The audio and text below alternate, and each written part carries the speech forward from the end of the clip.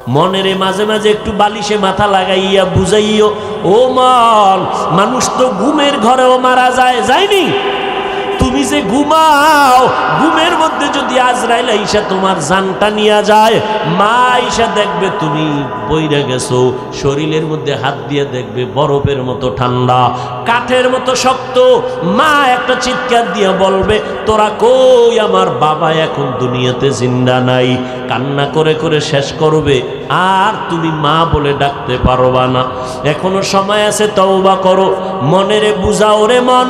আমার মতো যুবক জীবনে মাদ্রাসায় পড়ে নাই, জেনারেল লাইনে থাইকাও যদি নবীর তরিকা মতো চলতে পারে, 5 বেলার নামাজ পড়ে, আমি কেন পারবো না? আল্লাহ বুঝি শয়তানের ধোকায় আমাকে হালাকের রাস্তায় চলে গেলাম। এখনো সময় আছে, আল্লাহকে মনে মনে ডাকো আর বলো। জোরে বলার দরকার নাই, মনে মনে আল্লাহকে বলো, ওই আল্লাহ দয়ার মালিক, এত অন্যায় করেছো, তোমার অন্যায়ের খবর যদি মা বাবা আপনজনেরা জানতো, কেউ তোমার সাথে হাসি মুখে কথা বলতো না।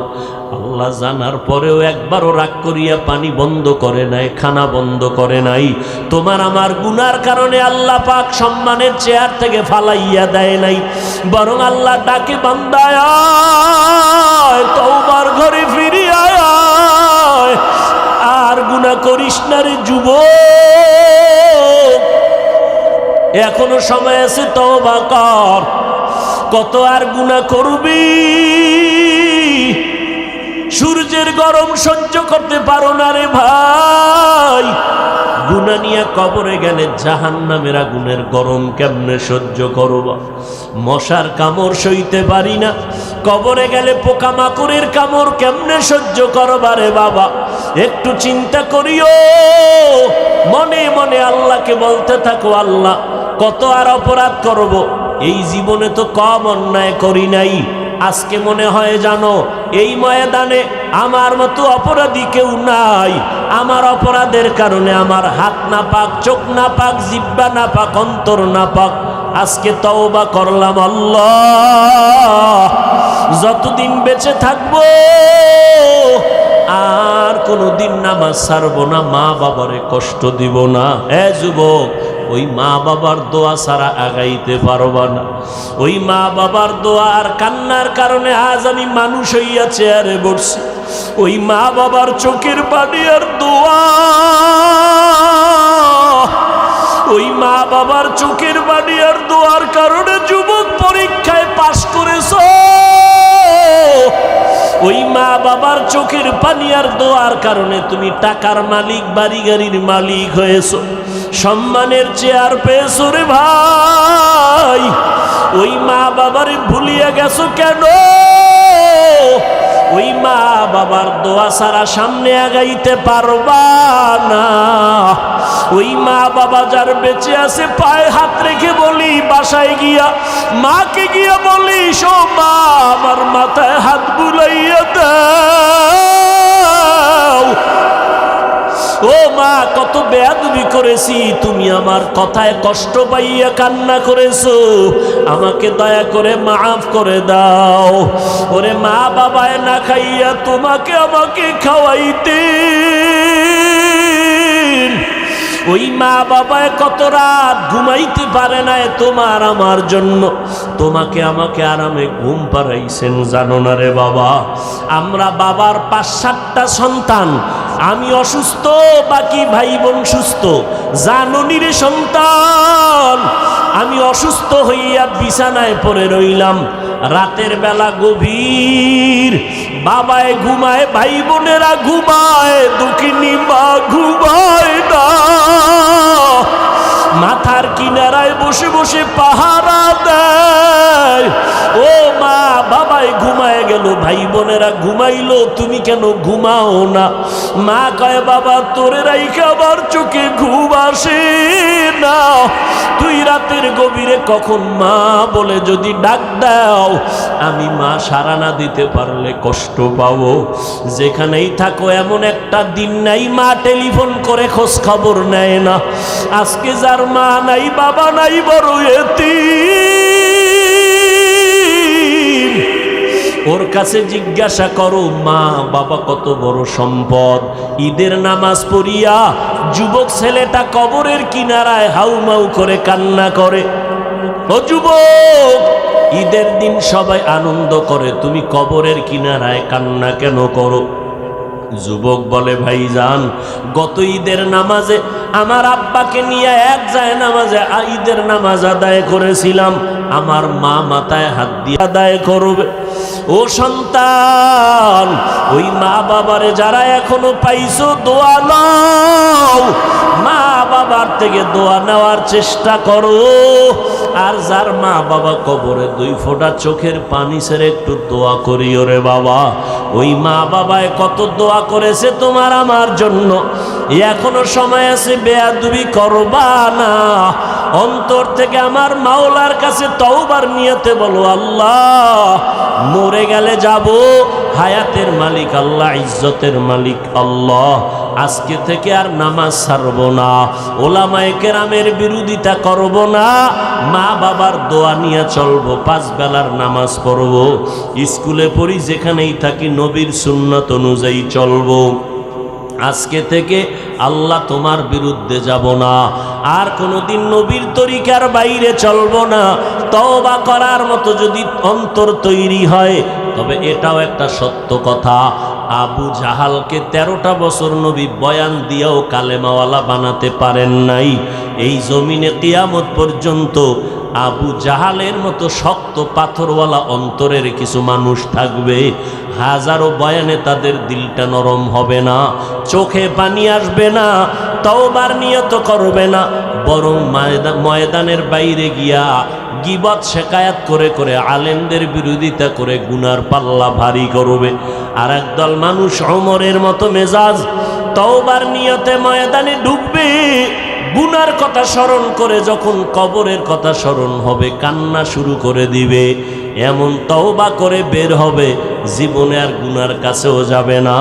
যাদের অন্তর তৈরি হয়ে গেছে, আর জীবনে আল্লাহকে বেজার করব না, নবীর তরিকার বাহিরে চলব না, মা বাবারে কষ্ট দিব না, ওলামায়ে কেরামের বিরোধিতা করে গুনাহগার হব না, দেশ জাতির বিরুদ্ধে ষড়যন্ত্র করব না, এমন তওবা করার যদি কারো অন্তর তৈরি হয়, অন্তরে যদি কোনো ধরনের দুর্বলতা না থাকে, আর দাড়ি কাটবা না, নামাজ ছাড়বা না, মা বাবার সাথে বেয়াদবি করবা না, তওবা করার মতো যদি খাঁটি নিয়ত হয়, যাদের খাঁটি নিয়ত আছে তাদেরকে বলবো 2টো হাত আমার আল্লাহকে দেখাইয়া দাও। আয় আল্লাহ, হাতগুলো কবুল করে নেন, তওবা কবুল করে নেন, তওবার উপরে মজবুত হইয়া আমাদের চলার মতো তৌফিক দান করেন, আমিন। আল্লাহ কয় মাথা নত কর, কোরআনের দরজার সামনে আলিফ লাম মিমের তালা লাগাইয়া দিছি, এই তালাটা যদি খুলতে চাও ঘাড় সোজা করে খুলতে পারবি না। যে এত কিছু জানো, এখানে আসলে মাথা নত করবি, এখানে আসার পরে এই অবস্থা তৈরি হবে আমি কিছুই জানি না, আমার কোনো এলেম নাই, এলেমের দৌরত্ব নাই। যদি এতই মাস্তানি করো, এলেমের বাহাদুরি করো, আলিফ লাম মিমের তর্জমাটা কইরা ভিতরে ঢুক। এখানে আইসা কেন লেখলা? সমস্ত মুফাসসিরিনে কেরাম লেখছে নিচে দিয়া আলিফ লাম মিম আল্লাহু আলামু বিমুরাদিহি বিজালিক। আলিফ লাম মিমের অর্থ আমি মুফাসসির জানি না, মাওলানা জানি না, আল্লাহ এর রহস্য ভালো জানেন। এই কথা দিয়েই তোমার মাথা নত করে দিলাম, মাস্তানি করবা না, আমি ভাব অন্তরে নিবা না, আলিফ লাম মিম দিয়েই মাথা নত করে ভিতরে ঢুকো, কিছু পাইবা। আর বাহাদুরি যদি করো, কিছুই পাইবা না। আল কিবরিয়া উরিদাই, পয়গম্বর বলেন আল্লাহর চাদর, কুদরতের চাদর হলো অহংকার। এটা বান্দা অহংকারী করার কিছুই নেই। অহংকার এই জমিনে করার পেছনে অনেক পুঁজি আছে। কেউ এলেমের অহংকার করে, এলেমের অহংকারী করতে গিয়া ইবলিস ধ্বংস হয়ে গেল। অনেক বড় আলেম ছিল ইবলিস, অনেক বড় আরেফ, অনেক বড় আলেম ছিল, আবেদ ছিল। ইবলিসের মধ্যে আবেদের গুণ ছিল, আরেফের গুণ ছিল, আলেমের গুণ ছিল, কিন্তু আল্লাহর আশেকের গুণটা ছিল না, এই জন্য ধ্বংস হয়ে গেল। এরে নবীর উম্মতের দল, অহংকারী এটা আল্লাহর কুদরতের চাদর, যারা এটার নিয়ে টানছে তারা ধ্বংস হয়ে গেছে। ফেরাউন ধ্বংস, নমরুদ ধ্বংস, সাদ্দাত ধ্বংস, আবু জাহাল আবু লাহাব ধ্বংস হয়ে গেল। যেই ফেরাউন এত টাকার মালিক, এত ক্ষমতা, এত সুন্দর চেহারা, ক্ষমতার অভাব নাই, এত পরাশক্তি, তারা ওই সময় গোটা দুনিয়াতে তাদের চোখের সামনে কথা বলার সাহস কারো ছিল না। কিন্তু নজর করে দেখেন আবু জাহাল আবু লাহাব, আবু জাহালের নাম আবুল হেকাম, এত বুদ্ধি তার ছিল, কিন্তু সারা দুনিয়াতে মুসলমান দূরের কথা, বেঈমানের ঘরে আবু জাহাল নামে কোনো মানুষ আসেনি, ফেরাউন নামের কেউ আসেনি, নমরুদ নামের কেউ আসেনি। কেন রাখে না? সাদ্দাম আছে না, সাদ্দাম নাম রাখছে কেন? বীর বাহাদুর, যুদ্ধ পরিচালনা, মুসলমানের একজন সৈনিক, এইভাবে চিন্তা করে নাম রাখছে, একটু মনে হয় বরকত মনে হয়। আবু জাহাল এত টাকাওয়ালা, ক্ষমতাওয়ালা, ফেরাউন এত সুন্দর চেহারাওয়ালা, দাড়িওয়ালা, এত টাকার মালিক, বাড়ি গাড়ির মালিক, নামটা কেউ রাখে না। যদি বলি 1 লাখ টাকা মাসে দিব, ফেরাউন নাম রাখো সন্তানের, নমরুদ নাম রাখো, কেউ টাকার লোভে রাখবেনি। কারণটা কি? আল্লাহ ওদের সব দিছেন, অহংকারীর কারণে সব ধ্বংস হয়ে গেছে। হেদায়াতের দৌলত তাদের নসিবে আসে নাই।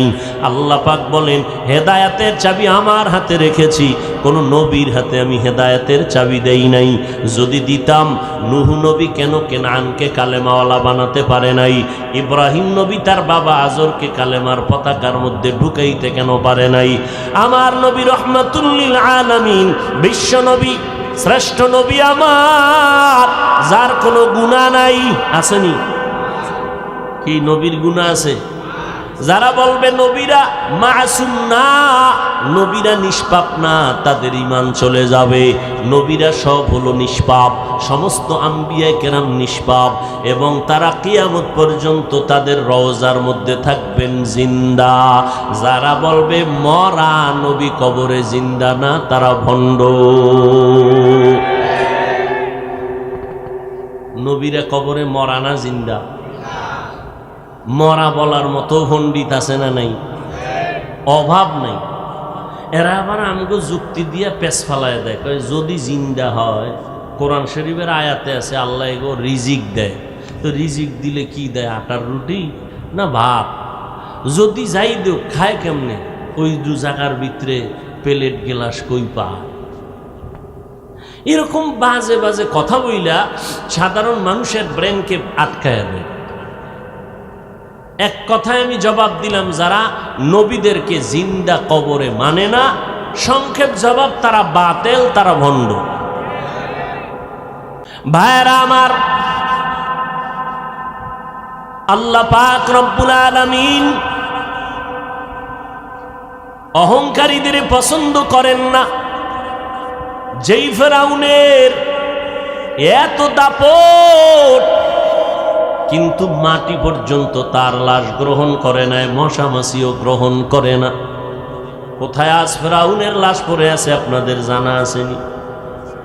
কোটি টাকার মালিক দেখো, অভাব হয় না দূর, গরিব ঘুমায় আরাম করে মনটা বাহাদুর। ফেরাউনের লাশটা দেখো মিশর জাদু ঘরে, খায় না মাটি পোকা মাছি সবাই ঘৃণা করে। হৃদয়ে থাকিবে যার নম্রতা সদা, রহমত আসিবে সেথা প্রভুর ওয়াদা। বড়র বড়াই থাকলে দিলে রহমত আসবে না, নিজেকে নিজে ছোট মনে করিও সাদা।